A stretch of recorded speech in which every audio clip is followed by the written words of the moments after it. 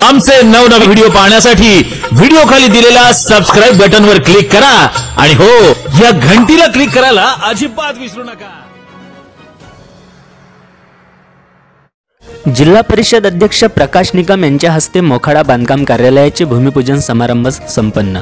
ही बातमी सविस्तर बघण्याआधी आपण आमच्या चॅनलवर नवीन असाल तर जी न्यूज मराठीचे यूट्यूब चॅनल सबस्क्राइब करा आणि बेल नोटिफिकेशन वाजवून राहा नेहमी अपडेट। मोखाडा तालुक्यातील नवीन बांधकाम कार्यालयाच्या कामाला सुरुवात झाली असून कार्यालयाचे भूमिपूजन करण्यात आले असून यावेळी उपस्थिती म्हणून प्रमुख जिल्हा परिषद अध्यक्ष प्रकाश निकम, अतिरिक्त मुख्य अधिकारी कार्यकारी रवींद्र शिंदे, मोखाडा पंचायत समिती सभापती भास्कर घेतले,